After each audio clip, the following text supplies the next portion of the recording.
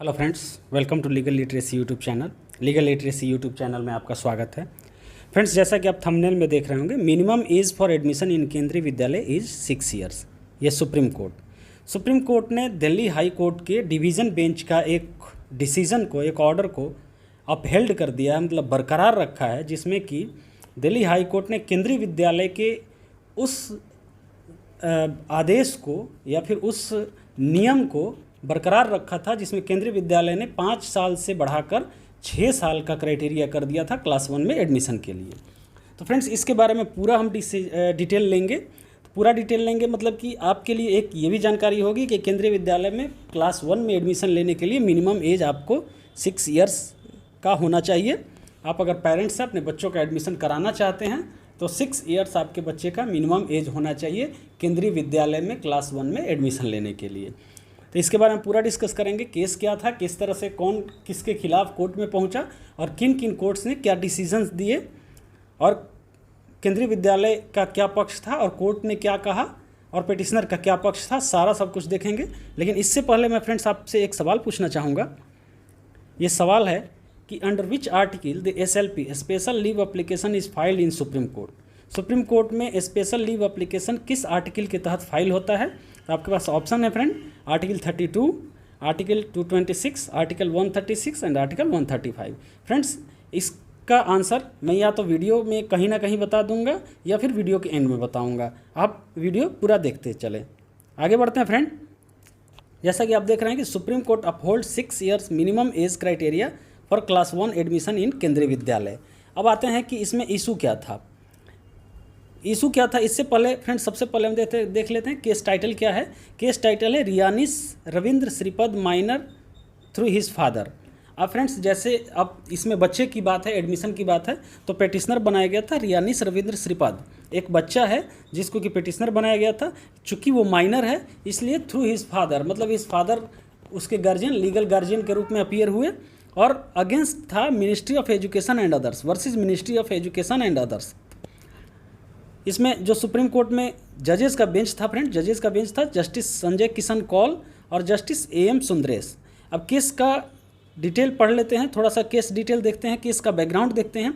तो केस का बैकग्राउंड है फ्रेंड, केंद्रीय विद्यालय संगठन जो था उसने क्लास 1 में एडमिशन के लिए अपने एज क्राइटेरिया को 5 साल से बढ़ाकर 6 साल कर दिया। ओके, कैसे किया? In accordance with the new national education policy NEP 2020 के अकॉर्डिंग किया। कुछ एग्रीव्ड पर्सन्स थे, जो पेरेंट्स थे, वो दिल्ली हाई कोर्ट पहुंच गए इस डिसीजन के अगेंस्ट में, केंद्रीय विद्यालय संगठन के डिसीजन के अगेंस्ट में, ये कहते हुए कि ये violation of the rights of education है। ठीक है, राइट टू एजुकेशन RTE का वायलेशन है। तो 11 अप्रैल 2022 को सिंगल जज बेंच दिल्ली हाई कोर्ट का, जिसमें जस्टिस रेखा पाली थी, उस पिटीशन को डिसमिस कर दिया उन्होंने और केंद्रीय विद्यालय के स्टैंड को अप्रूव किया, डिसमिस किया, केंद्रीय विद्यालय के डिसीजन को अप्रूव किया, ये कहते हुए कि केंद्रीय विद्यालय को ये राइट है और नेशनल एजुकेशन पॉलिसी के हिसाब से अपना ये चेंज कर सकता है, इसमें RTE का कोई वायलेशन नहीं होता है। उसके बाद फ्रेंड्स, जब पिटिशनर अप्रोच किए दिल्ली हाई कोर्ट के ही डिवीज़न बेंच में। फ्रेंड्स, एक बात आप जानते हैं, जैसे सिंगल बेंच ने कोई आदेश दिया और सिंगल बेंच के आदेश के खिलाफ जो अपील होता है वो कहाँ होता है? वो डिवीज़न बेंच में होता है। डिवीज़न बेंच मतलब एक से अधिक जजेज जिस बेंच में काम कर, मतलब जिस बेंच में रहते हैं, एक से अधिक जजेज मिल के डिसीजन लेते हैं, उसको बोलते हैं LPA, letter patent appeal. Okay, letter patent appeal के थ्रू ये गए डिवीज़न बेंच में, जहाँ की इनका पिटीशन वहाँ भी डिसमिस हो गया। फाइनली ये अप्रोच किए सुप्रीम कोर्ट किस तरह से अप्रोच किए? Through SLP। ठीक है, स्पेशल लीव एप्लीकेशन। ये फाइल होता है फ्रेंड आर्टिकल 136 के तहत फाइल होता है सुप्रीम कोर्ट में। SLP स्पेशल लीव एप्लीकेशन, आपका जो क्वेश्चन था वो उसका आंसर हो गया आर्टिकल 36। तो वहाँ भी ये पिटीशन डिसमिस कर दिया जाता है जस्टिस संजय किशन कौल और जस्टिस AM सुंदरेश के बेंच द्वारा। ठीक है, ये पूरा केस का बैकग्राउंड था फ्रेंड। अब पिटिशनर का क्या कहना था? पिटिशनर का कहना था कि ये जो KVS का जो ये डिसीज़न है, ये क्या है कि ये राइट टू एजुकेशन पॉलिसी का, राइट टू एजुकेशन का वायलेशन है। किस तरह से वायलेशन है? क्योंकि बच्चों को सही एज में पढ़ने की आज़ादी है, राइट टू एजुकेशन है, तो ये वायलेशन है। लेकिन केंद्रीय विद्यालय ने क्या कहा, केंद्रीय विद्यालय ने कहा कि एज क्राइटेरिया एडमिशन क्लास 1 में ये नेशनल एजुकेशन पॉलिसी 2022 के अकॉर्डिंग्स में होना चाहिए, क्योंकि ये सेटल्ड लॉ है कि एग्जीक्यूटिव के पास पूरा राइट है और कॉम्पिटेंस है to decide how a policy should be shaped और इम्प्लीमेंटेड। ठीक है, एग्जीक्यूटिव के पास ये डिसीजन है, जैसे कि सरकार ने बनाया एक नियम नेशनल एजुकेशन पॉलिसी, तो नेशनल एजुकेशन पॉलिसी के हिसाब से इनके अकॉर्डिंग्स में ये होना चाहिए, उनको ये राइट है। और कोर्ट ने भी इस बात को माना, कोर्ट ने भी इस बात को माना और केंद्रीय विद्यालय संगठन का जो भी डिसीजन था उसको अप्रूव किया।